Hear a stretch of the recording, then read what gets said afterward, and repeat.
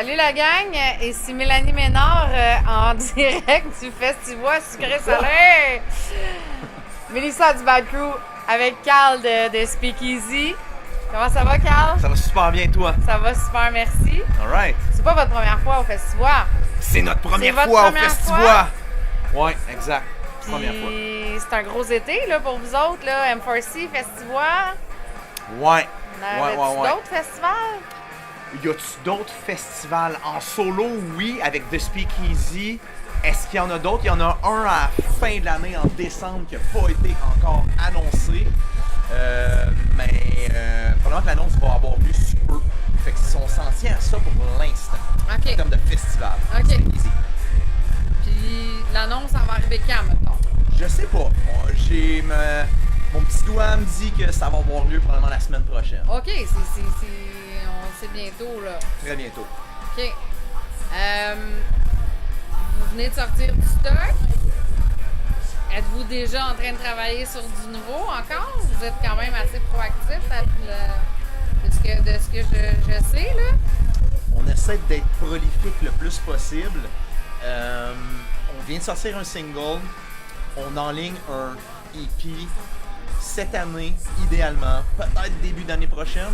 Mais on a beaucoup de matériel qui est déjà composé. OK.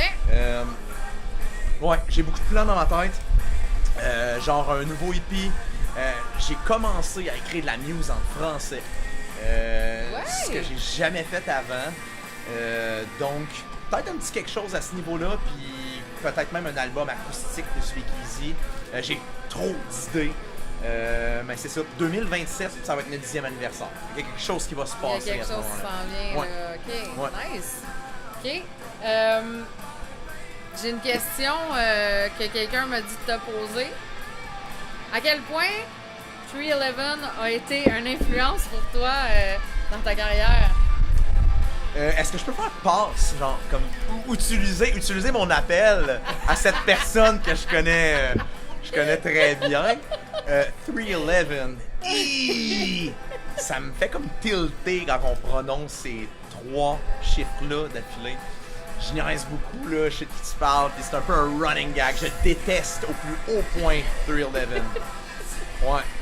C'est donc pour ça qu'il m'a demandé... Il n'y a pas d'influence, c'est zéro, c'est flat, c'est niet. Ben c'est très pop, c'est pas votre genre, c'est pas... C'est personnel. OK, c'est personnel. Ouais, okay, exact. OK, ça va plus loin que juste la musique, là. Exact. Okay. Je respecte ce qu'ils font, les gars, là, mais c'est plus un running gag, là. OK. Ouais. On m'écoeure avec ça, donc. Dan. Le message est passé. Il me dit, c'est sûr, tu vas... Il dit, t'as même pas besoin de dire mon nom, il va savoir c'est qui. C'est sûr. Ouais. Fait que là, en fin de semaine, vous jouez au Temps d'une Pinte. Exact. Ouais, c'est là qu'on est, avec la belle terrasse. Malheureusement, il y a de la pluie, mais vous êtes en dedans, vous êtes chanceux.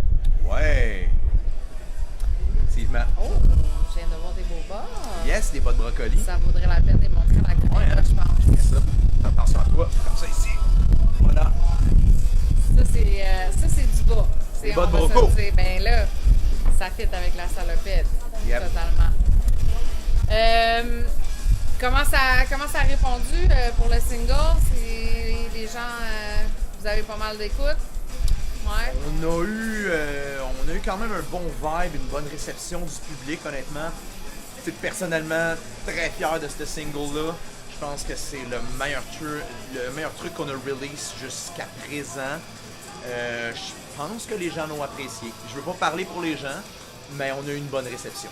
OK. Ouais. Parce que c'est sûr que si on compare avec votre album que vous avez sorti l'année passée, vous avez mis la barre haute, là, on va se le dire, là. Je me lance pas là-dessus. Est-ce que vous restez dans le même style dans ce que vous êtes en train de composer, mis à part que tu parles de français, ou vous alliez un peu plus... On essaie toujours d'amener ça un peu plus loin. Je suis très dans un optique quand je compose d'avoir quelque chose de varié, d'éclectique, tu sais, qu'il n'y a rien qui m'écoeure plus d'écouter un album et d'entendre la même tune pendant 10-15 tunes, tu sais. Je trouve ça dommage, puis il y a des bands que j'adore qui le font, puis c'est correct, tu sais. Mais j'essaie de diversifier ce qu'on fait, de sortir des sentiers battus. Fait que clairement que notre prochain album va être encore plus diversifié. Je serais surpris qu'il ressemble au LP qu'on a sorti l'année passée. Ça va clairement sonner The Speakeasy, mais ça va clairement être différent. OK. J'ai hâte d'entendre ça. Puis, comment ça va, la conciliation? Parce que, tu sais, on s'entend que vous n'êtes pas rendu au stade de Billy Talent comme hier. Fait que j'imagine que vous avez toute une job en plus des probablement plusieurs projets. Chaque gars est dans plusieurs bands, plusieurs projets. Comment vous conciliez travail, famille, musique? C'est une super bonne question. C'est pas facile, honnêtement. Oui, on a tous des jobs à temps plein. Les gars ont tous des kids.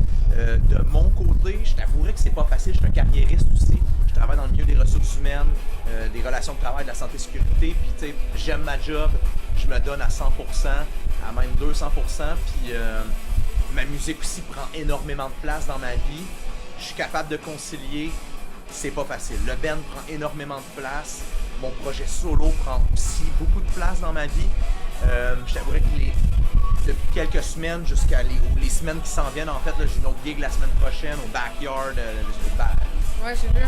Backyard Spectacular de Thousand Island Records. Puis je joue Mon Carmel en fête également dans 2 semaines. Fait que c'est comme très occupé, c'est très chargé. On fait ce qu'on peut, mais je te cacherai pas que c'est assez élevé, là, comme emploi du temps.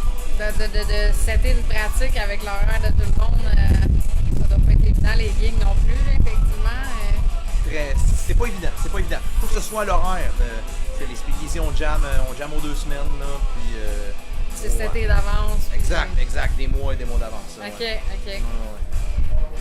Si tu pouvais choisir mort ou vif, n'importe quel artiste pour un ajout à The Speakeasy, tu prendrais qui? Mon Dieu, j'adore la question. J'ai plein de noms qui déferlent dans ma tête, mon Dieu. Faut t'en sortir juste un. Shit, Freddie Mercury. Ouais! Ça n'a pas rapport, mais ça serait incroyable. Effectivement. Freddie Mercury. Effectivement. Ouais. Ça pousserait la voix à un autre niveau. Là. C'est ça. Solide. Je pense qu'il y aurait un 3e guitariste qui s'installerait officiellement permanent. T'as pas le choix. Moi, puis je laisserais la place à Freddie. Là. Je prendrais peut-être quelques bacs, là. Mais, je prends un peu de place. Écoute, je te remercie beaucoup pour cette entrevue-là. Je vous souhaite vraiment un super bon show ce soir. Puis je suis vraiment contente de voir. Moi, je vous apprécie énormément comme groupe. Je suis vraiment contente de voir comment ça va au niveau de votre popularité. Vous continuez de nous sortir du bon stock tout le temps. C'est le fun de vous suivre. Fait que merci beaucoup, Carl, de Speakeasy. Puis bon show. Merci à toi de m'avoir reçu. Merci au Bad Crew. C'est Mélissa. Rock on! Bye!